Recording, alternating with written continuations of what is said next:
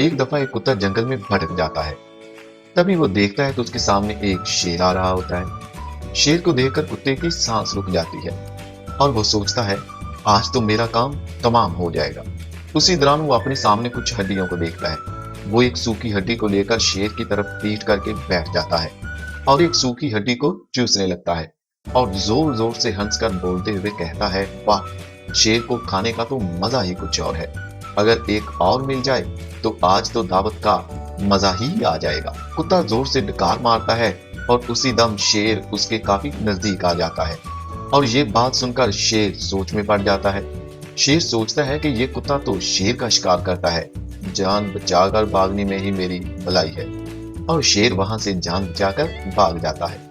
दरख्त पर बैठा एक बंदर ये सारा तमाशा देख रहा होता है। बंदर ने सोचा, ये अच्छा मौका है, मैं शेर को पूरी कहानी बता देता हूँ। इस तरह मेरी शेर से दोस्ती भी हो जाएगी और जिंदगी भर के लिए जान का खतरा भी खत्म हो जाएगा। बंदर शेर के पीछे भाग गया। कुत्ते ने बंदर को जाते हुए देख लिया और समझ गया कि जरूर कोई ये चालाकी करेगा। दूसरी तरफ बंदर ने शेर को पूरी कहानी सुना दी कि किस तरह कुत्ते ने उसे बेवकूफ बनाया है। शेर सुनकर गुस्से से जोर से दौड़ा और बोला, चल मेरे साथ, मैं अभी इस कुत्ते की बोटी बोटी कर देता हूँ। वो बंदर को अपनी पीठ पर बैठाकर शेर की तरफ चल पड़ा।